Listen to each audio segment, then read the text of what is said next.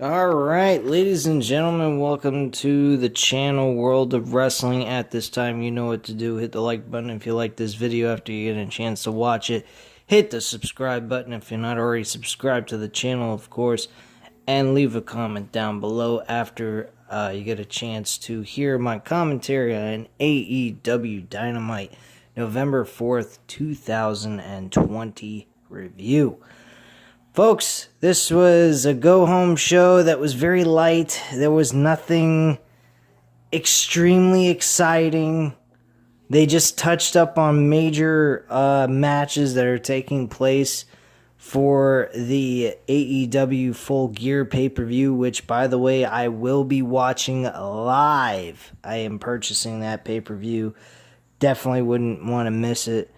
If there's wrestling pay-per-views that I won't miss, it's AEW. The only way I will miss an AEW pay-per-view live is if I do not have the money. If I have the money, I'm fucking buying it.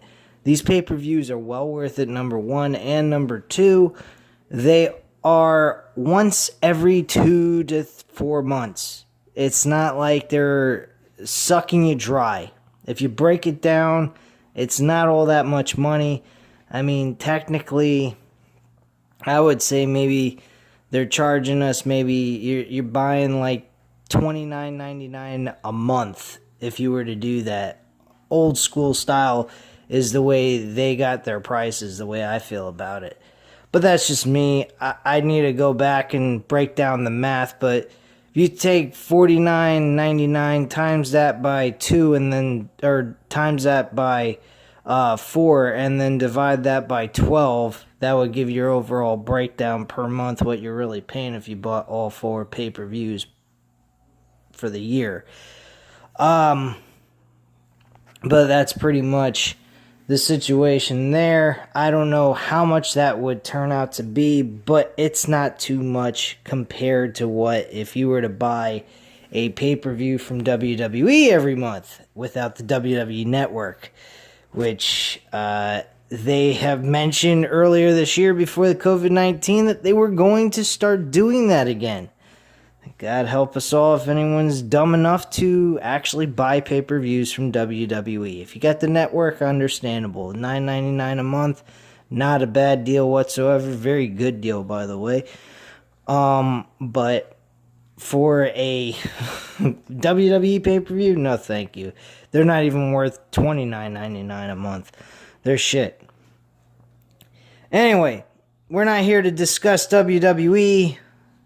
Even though I have not done any reviews on the show, I don't even pay that much attention to WWE more except for their pay-per-views. I do the reviews on those. I know I've only been uploading a video one video per week. I was at one point uploading at least 3 to 4 videos per week regularly, but I've gotten burnt out by WWE's bullshit, so I've stopped doing that. UFC's not been all that exciting, so I stopped watching their events. Impact Wrestling, I tried watching some of the episodes on Impact Plus, and they're not bad, it's just I don't even care for it. It just does not interest me whatsoever, so I got rid of the Impact Plus service.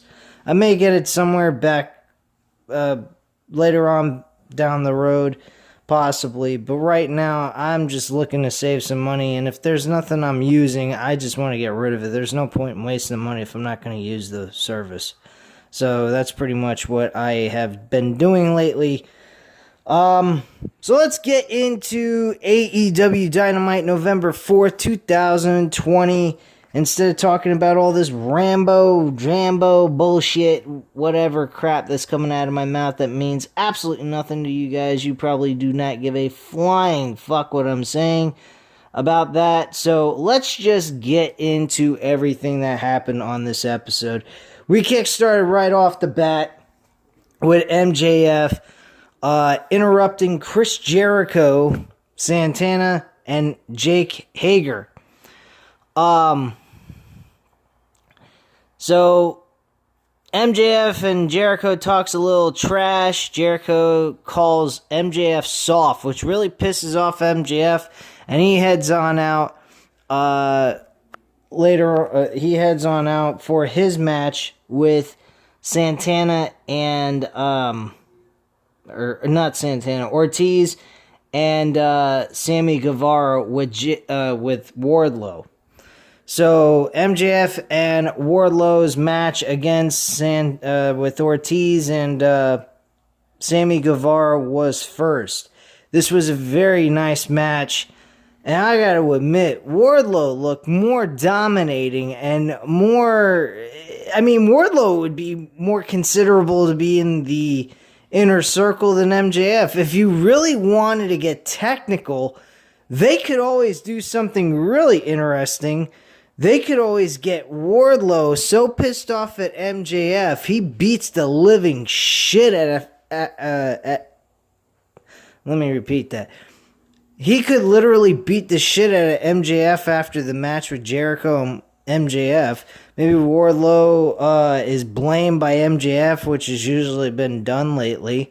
And Wardlow goes, you know what, fuck this shit. And he kicks the shit out of him, destroys him. And Jericho shakes his hand and says, hey, you're in. And we get Wardlow into the inner circle, and MJF is on the outskirts. I mean, that's something that could happen. I mean, I wouldn't have a problem with that. I don't want to see MJF in the inner circle because we definitely know with that happening, more than likely, it's going to split the inner circle up. Maybe that's the intention of the storyline. I'm not sure. I do like the back and forth jabbering with words between these two guys. In the ring, it should be interesting how that turns out at Full Gear this coming Saturday. So I am very interested in this matchup. This Full Gear pay-per-view is a stacked fucking card. I mean, this is turning out to be a really good pay-per-view. I think possibly even better than last year's pay-per-view, and last year's pay-per-view wasn't that bad at all. I mean, that was a top-of-the-line pay-per-view hardcore type of matchup, especially with that main event with Omega and not Dean Ambrose, John Moxley. But this card is pretty good. I really am looking forward to seeing this. I think this is better than All Out's card, and All Out's card wasn't all that bad on the surface, but overall the matches were shit. Majority of them, and that was a bit surprising coming from AEW, because in most cases they don't produce bad shows. But I mean, hey, everybody has a bad day, and if that was the case, great. They definitely rectified it with building up towards this pay-per-view, and I truly think that they're going to do a good job here in building by doing this pay-per-view this time around than they did with All Out. So after the match was over, MJF and Wardlow actually win the match, with MJF providing a submission armbar on Ortiz. So Ortiz ended up tapping out.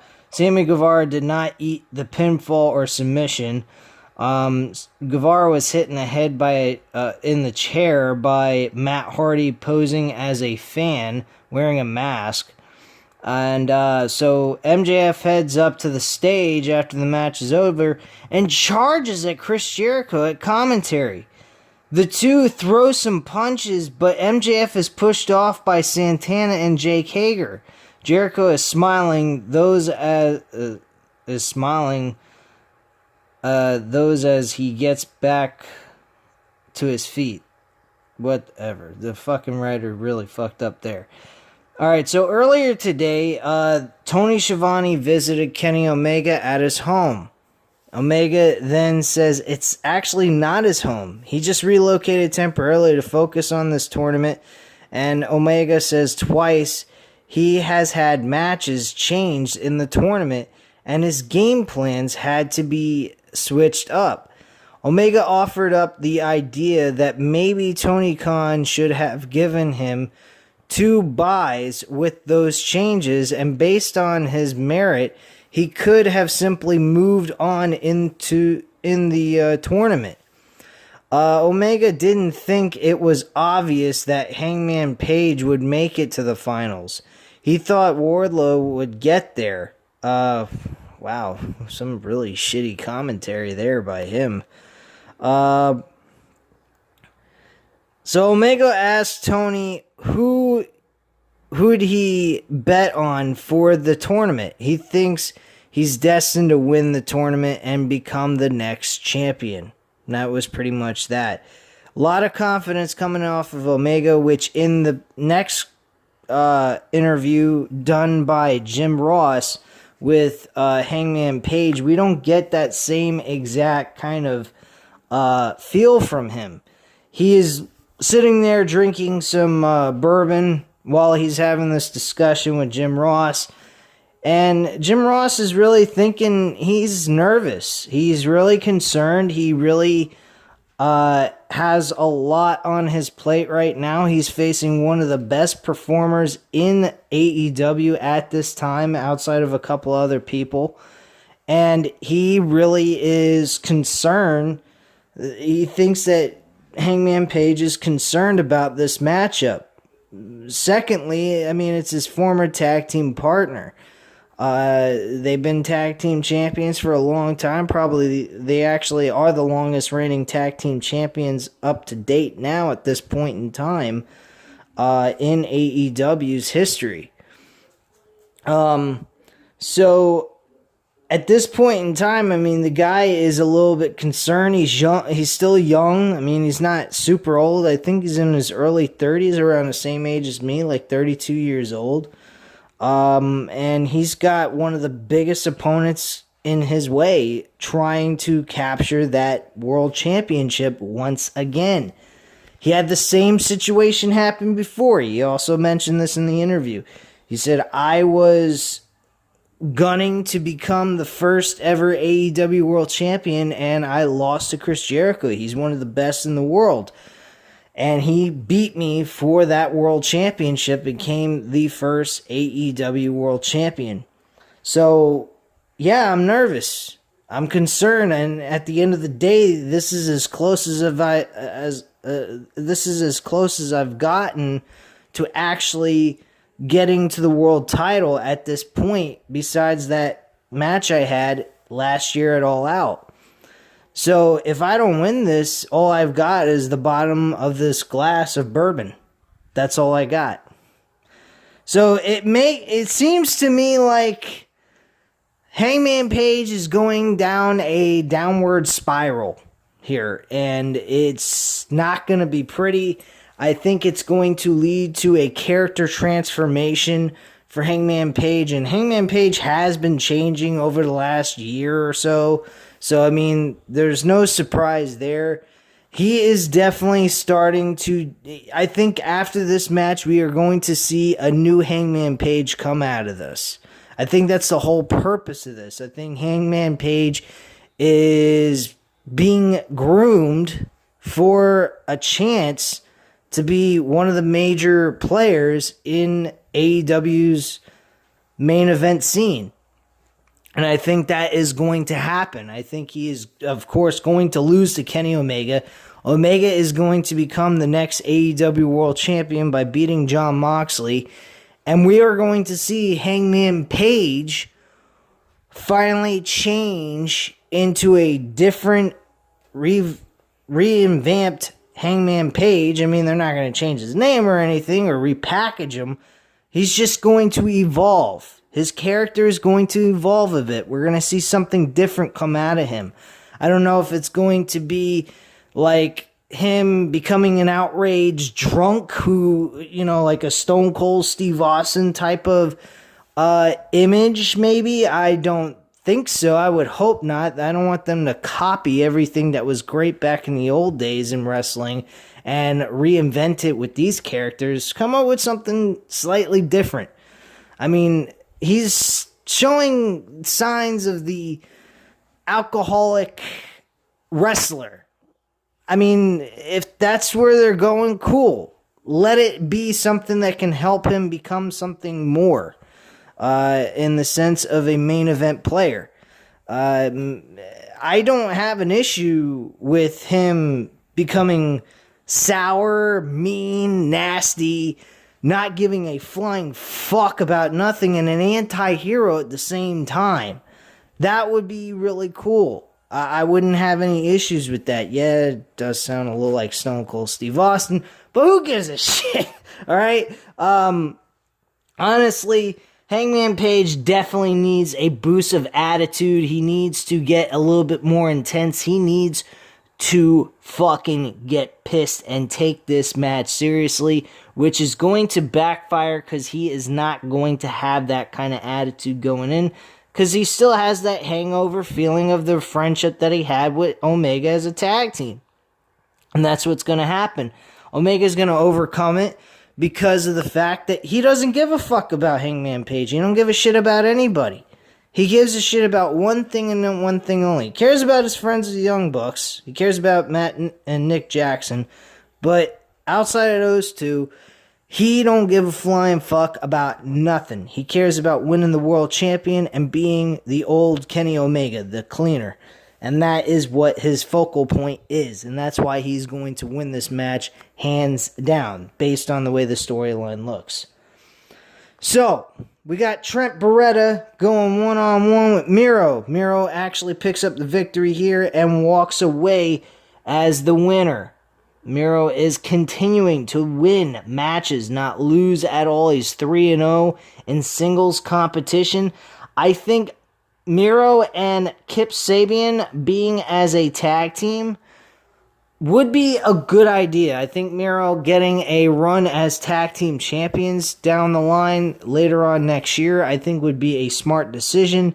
And then eventually moving him into a singles run as, you know, the character Miro on AEW television.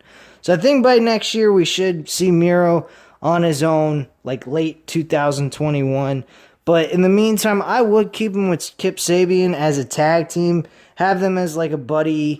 You know, give them that kind of Aiden English, Rusev type of feel. Only without the goofy shit that they were doing with the Rusev Day and all that crap. And just do their thing the way they've been doing it. And have them officially announced as a tag team in the tag team rankings. I think that would be fine by me. I would be okay with it. Speaking of tag teams, they happen to mention weeks ago, a couple of months ago, I should say a couple of months ago, that Jericho and Jake Hager were interested in being a tag team and competing for tag team gold. That idea has kind of went out the window. We haven't heard much about that at all, which is kind of weird. I just thought maybe I'd bring that up to you guys, and if you guys like to make any comments on that, please do. So anyway, I already discussed about Hangman Page with Jim Ross. I don't need to go over that again.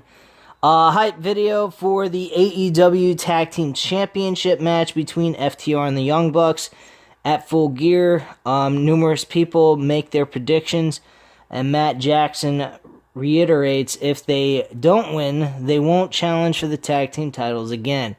I really believe that this is more than likely going to be where the tag team titles change hands.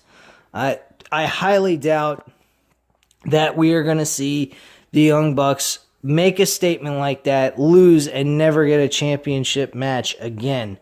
Unless there's another title created for tag team wrestling, which, from what JD from New York 206 has mentioned with his buddy Jesse, that he does his live shows with on AEW Dynamite, they are talking about doing a 6-man tag team titles. I don't think they need that. I mean, six-man tag team wrestling is pretty cool. I mean, I seen that on Ring of Honor and New Japan Wrestling, and that stuff was fun to watch, but I don't think it's necessary for this promotion. They've killed it with tag team wrestling. They've kind of overkilled it with tag team wrestling. I think at this point in time, they need to just keep it the way it is, have the titles the way they are. They don't need a ton of belts. They got enough as it is. I think they have like TNT Championship, the World Title, the AEW Women's Championship, and the Tag Team titles. So that's a total of four titles. I think 4 titles is more than enough. Making it 5, I don't think it's really necessary. I think that's kind of overkill at this point with just having a one show and one show only. Even with them talking about adding another AEW show where it's a 1-hour show, I don't even think they need another belt added on to this. I think they're doing perfectly fine. I think 4 is just enough what they need. The TNT Championship is a fucking workhorse title. You got the World Championship. You got the Tag Team titles that are workhorse titles as well. And then you got the fucking Women's Championship, which definitely needs a lot of work. They could get a redesigned championship belt for the women's division. I think that would be a very good idea because I do not like that belt. I haven't liked it from the moment they brought it into AEW. I think they've really kind of made that belt look like a toy more than anything else. So I think the Women's Championship definitely deserves a change. But at this point right now, I think maybe they need to be more focused on their women's roster than the belt itself. I think that's the least important thing to be concerned with right now. So, there you go. Anyway, we got Taz in the middle of the ring. He heads on out to the stage with Brian Cage and Ricky Starks. Taz reminds Will Hobbs time is ticking down for him to make a decision about joining the group. They get in the ring. Taz says for 3 hours he sat outside Tony Khan's office trying to get 2 minutes of his time. Wow, he's making fucking Tony Khan sound like he's Vince McMahon with no open door policy and being able to speak to the head honcho of the company and making him sound like he's so busy he doesn't have any time for anybody to speak with him. Pretty fucked up if you ask me. I guess they're trying to make Tony Khan in a joking manner, making him look like a Vince McMahon wannabe or something like that. I don't know. Anyway, Taz says production assistant then tells him Khan is too busy though. Taz says he'll talk on Khan's TV show if he can't talk backstage. He says Cage is 10-1. The loss to him doesn't even count because he didn't even tap out. He passed out. Taz threw in the towel, and Brian Cage refused to tap out whatsoever. So it was more on Taz than anything else. So to him, he didn't really lose that match.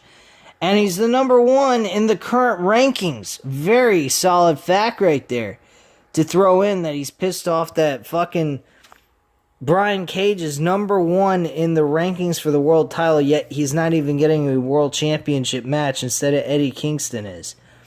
Taz says Starks has only won in AEW and isn't even in the top 5. He never lost a match yet, and he is not in the top 5 of the world championship rankings. So he feels that his group, Ricky Starks and Brian Cage, 2 young studs in here in AEW, are getting the shaft. They're getting fucked over big time, and these rankings don't seem to matter whatsoever and are just a load of bullshit, even though wins and losses and rankings do matter in this promotion. So Starks gets on the mic and says he's opened and closed Dynamite every time. He's given a shot, he hits a home run. Starks wonders how they don't have a match at the pay-per-view. They're wondering how the fuck Brian Cage and Ricky Starks don't have matches on the pay-per-view. I have to agree. These comments made by these guys, I know it's just a promo and it was scripted to do this, but I have to admit, that is very true. These guys got amazing records, and yet they're not being utilized on fucking Full Gear, which is fucking insane. So Very solid points. I think this was to make a build towards something later on after Full Gear. I think we are going to see something happen here for Taz's group. I think we are going to see them utilized somewhere in the AEW roster. So Taz says Cody and Allen will be a good match, no doubt. But they are also both spoiled and entitled, and guarantees an FTW presence at Full Gear. And that was pretty much that. Matt Hardy comes with the Private Party for a match, and Guevara jumps Hardy from behind and is able to get away before Private Party gets to him. So Sammy Guevara got a little bit of a upper hand going into Full Gear at this point, paying back Matt Hardy for what he did earlier in the show. Young Bucks versus Private Party. This was a decent match. If you've seen this match before, which has happened, if you saw their match last year, it was very good. Same thing here. I mean, it was nothing special, but it was a good match nonetheless. I'm not going to deny them of a good match. Young Bucks win this match, walk away victorious with a BTE trigger, which is a double knee strikes to the head, and they got the 1, 2, 3 for the victory there. After the match was over, though, the FTR ambush Matt and Nick Jackson from behind. Matt takes Goodnight Express. Wheeler looks to put the chair around Matt's ankle again. Hardwood holding Nick down as Wheeler heads up to the second rope to stomp down on the chair. With a drink in hand, Hangman Page comes out to the ring to chase FTR away. Omega now is out in the ring to check on Matt and Nick. Very interesting. Omega shows up last this time. Instead, Hangman Page chases off FTR. This is leaving me to believe maybe Kenny Omega is joining FTR's group. Possibly. I'm not 100% sure, but hey, that could be a possibility. You never know. So Page takes the chair, but tosses it to the floor. Page and Omega stare at FTR and say a few things to them. Omega puts his fist out to Page, and Page bumps it. Omega then goes back to FTR. Page returns and says some things to Omega with a serious look on his face, but nothing happens between the former tag team partners. Omega actually said, he turned him around and says, "Don't turn your back on me at all." So he is taking this match very seriously. He's done feeling pity, feeling any kind of fear or worry about this matchup, and it seems to me that he's going guns in blazing, like the cowboy that he is, and he's going to go ahead and try to win this matchup. And I think this match is going to be really good, but I still believe Hangman Page is going to lose this match, unfortunately. But I do believe this is going to lead to Hangman Page in the future in 2021. I think by Double or Nothing, he should become the next World Heavyweight Champion. That's what I feel. Let's see here. Oh boy. Yeah, this was really good. So Tony Schiavone is in the ring to do a face-to-face with AEW World Champion Jon Moxley and Eddie Kingston. It was announced earlier tonight that neither man can get physical with each other, or the match on Saturday will not happen. Kingston kicks Tony out of the ring and gets on the mic. He tells Moxley he's going to destroy him. He's going to take that title, give it to his mom, and tell her this is the reason she doesn't have a grandson. It's because of this. Because of wrestling, Kingston says he had to sell out and become everything he hated to get a shot at Moxley's title. I don't quite understand where he's going with this. He didn't really have to do anything. He just needed a win. He plans on taking the title from Moxley on Saturday.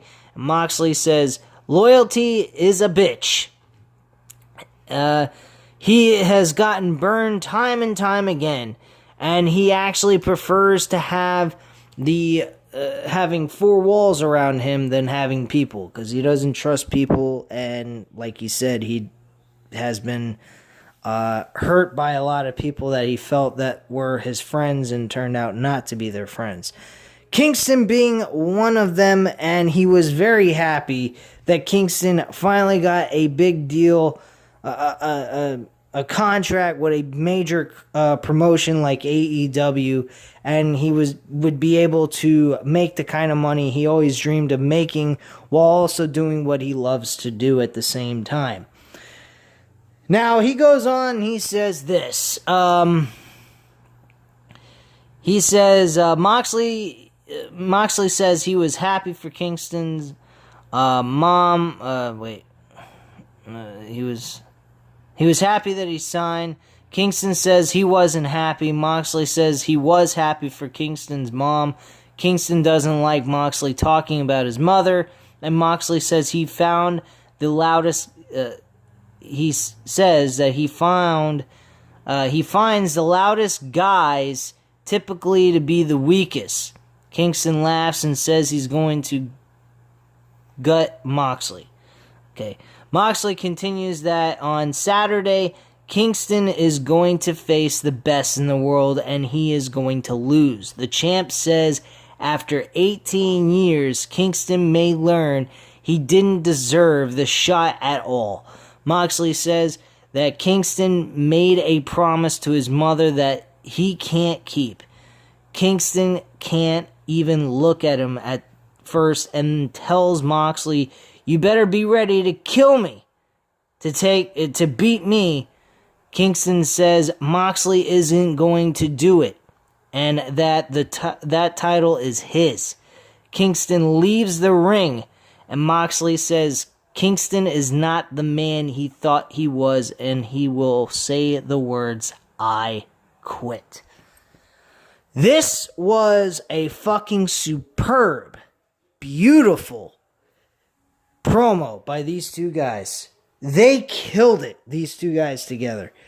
I was super impressed by how these two guys just went all out on the microphone with each other, told each other how they felt.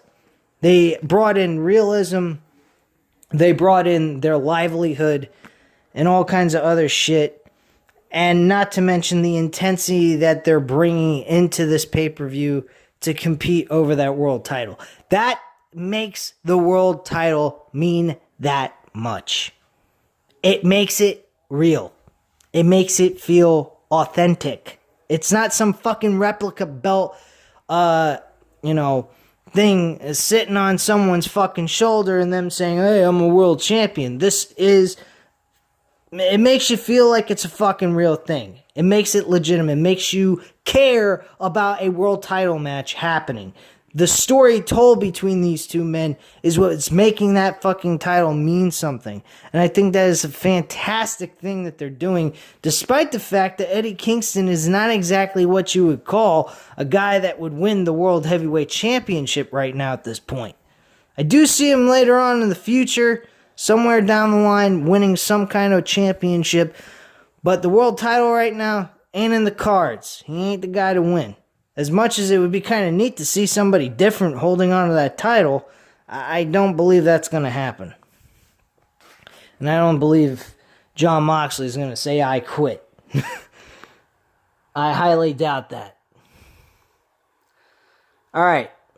So, we also then get Pac on TV today. He had a segment, which was nice. They finally showed him on TV, which we haven't seen him at all in 7 months. So Pac sends in a video. He's sitting in his house alone, standing at the beach alone. Around him are copies of himself in ring gear. And Pac says it's been 7 months, and he's become a casualty of the rotten world. It's okay, though. He's been through this before. Every day that passes, he gets strong, faster, and more obsessed. Pac says he's seen everything. They also, I do believe they have Eddie Kingston's voice in the background during this promo. So I do believe after Full Gear, Pac's first match is going to be with Eddie Kingston. Eddie Kingston may get a visit by Pac at Full Gear. You never know. You might see that happen. I'm not quite sure. I'm not going to say that's 100% certain, but that's a possibility. So we can keep an eye out for Pac. That might actually happen. Nyla Rose went up against Red Velvet, who's actually working alongside with Brandy Rhodes, and she got her ass kicked. Nyla Rose wins this match. Nyla Rose and Shida will be competing over the Women's Championship. Okay, so pretty much from there we had the main event, which was Colt Cabana, John Silver, and 10 from the Dark Order, facing Billy Gunn and Austin Gunn, I believe is his first name, and Cody in a 6-man tag team match, which was average at best for a main event. It was nothing ordinarily special. I mean, there was nothing great about it. It was okay. Overall, wrestling-wise, it was just an average show when it came to wrestling, but storyline building and shit like that, they did an excellent job with that. Very happy with what they did. And, yeah, that was pretty much it. Austin Gunn actually picked up the victory for his team for a 1-2-3, and then Cody went on the mic, and let's see exactly what he said here, so I can get the exact words, because I don't remember 100%. Oh, shit. Come on. Alright, anyway. So, post-match... shit, I'm fucking up here. Sorry. Alright.